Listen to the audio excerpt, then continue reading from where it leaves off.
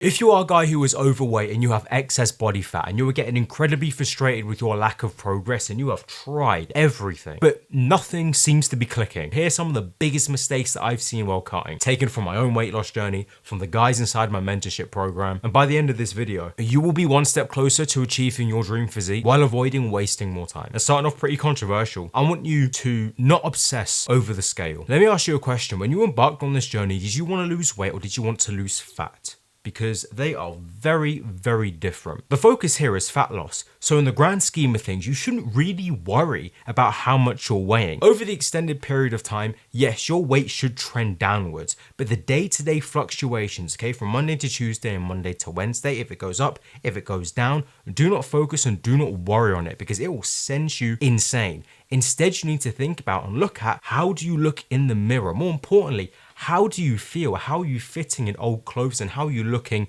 in progress pictures? That is a much better way to assess your progress in the here and now instead of relying on a number that can jump up and down. I'm not saying to ignore the scale, but don't get so pedantic and so obsessed with it on a day-to-day basis because you'll ruin your psyche and your mental health. It is not a fun place to be. Next, I need you to do something that's going to be outside of your comfort zone and something that's going to seem very confusing at first, but I do not want you to just cut your calories. If you're confused, then let me explain. When you're losing weight and you slash your calories, number one, it is going to be unsustainable. And number two, you're going to be at risk of becoming skinny fat and looking worse than you did, compared to when you were overweight. So to avoid becoming skinny fat, you need to make sure that you're in a sustainable calorie deficit. Somewhere in the range of 250 calories to 500 calories is going to be a nice sweet spot. Something that links very closely to this is going to be the next mistake, and that is having an over-reliance on cardio. Again, this can increase the chances of you becoming skinny fat. It can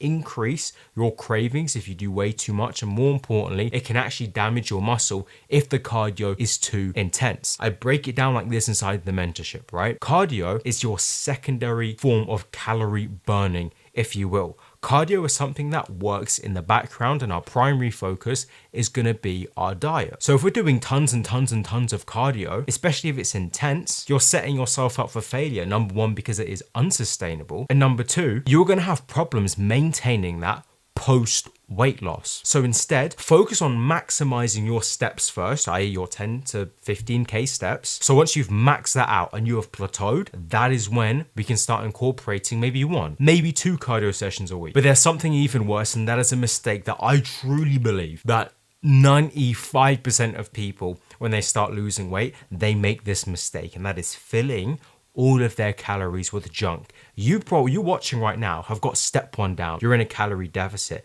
But step two, where we get more nuanced, how you better your chances of losing weight is by looking and assessing, okay, well, what is going into those calories? Do we have low calorie quality calories, or do we have high quality calories? What do I mean by this? Are you packing your calories with nutrient dense foods? A lot of people create their deficit and they still eat junk, or even worse, they start eating more junk. And then the problem there becomes is that they are now craving that food 24/7. They feel awful. Their performance is awful in the gym. And not even to mention the amount of brain fog that you get when you eat that kind of food. So what you need to focus on, and it's something that you've probably heard before, is the 80-20 rule. That is where 80% of your food is going to be good, whole foods, nutritious foods, foods that give you energy and foods that make you feel good. And that 20% is going to be some treats. Now, not stuff, don't go crazy, not stuff that you know you're going to binge on, but stuff that, just to spice things up and to add some normality onto your weight loss journey. But if I'm being honest with you, I think you had a feeling that this one was coming, and that is not being patient enough. Like I always say when it comes to weight loss, you do not put on the weight overnight. So you're not going to lose it overnight either. What I want you to do now is just block a period from out of your calendar on which you are going to commit to this change and you are going to make it happen. It's the first thing that I have my guys do inside of the mentorship program that I mentioned in the videos. It is the very first step. No diet, no calorie deficit. Just set your sights clear on how long this is going to last. Not only it gives you planning and structure, but number two, there's an end date in sight that's going to keep you motivated. Some of you guys, you DM me on Instagram and it's like, oh, my weight loss isn't working. What's going wrong? I'm in a calorie deficit. I'm doing this and I'm doing that. My first question is, how long have you been losing weight? And I go, oh, I'm only 2 weeks into it. 2 weeks? I mean, guys, you have to remember that this is a long process, okay? And the quicker that it goes, the quicker it comes back. In these times when it gets really rough and you are losing patience with the process, you cannot afford to focus on the end result. You need to focus on the daily tasks that are going to help you get that physique. I.e., instead of saying,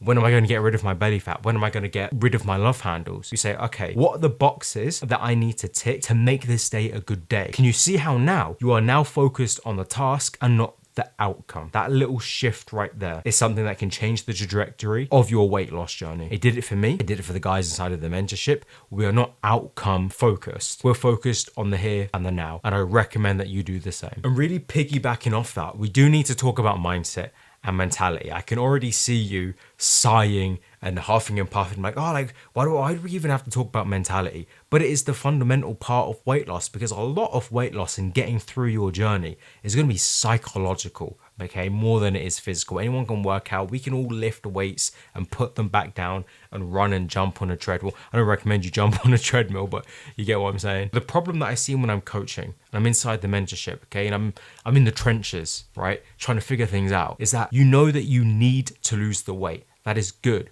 But the problem is you don't believe you can actually use it. The analogy I use is that you're here wanting to be person B, but you're wanting to come over to person B with the mentality of person A, which is you now, which is your lack of belief, with your lack of confidence. The easiest way to fix that, and that I teach inside of the mentorship, okay, is that you need to start acting like you're already person B. How would person B act around food? How would they approach challenges and situations in their life? What would be their mentality to exercise? I'm not going to sit here and tell you, because I think you already know what it is, but you need to act like that person. Today I had homemade bread in the house. I am a sucker and I am a fiend just for some nice homemade bread. And I finished up my calories for the day and I kept looking at this bread. You know, the smell of fresh baked bread, and it shoots up your nostrils. And I was thinking, oh, I could have this with some butter and some honey and a little bit of salt. And in that moment, okay, I had to go, oh, that can't happen. We're beyond that. We're past that now. And that is what I mean by person B thinking. I'm not completely finished with my journey, but I need to act, I need to think as the version of Matt who has already reached and is already at his end goal. You need to do the same if you want to make a transformation like I've made, or what the guys are doing inside of the mentorship. Without it,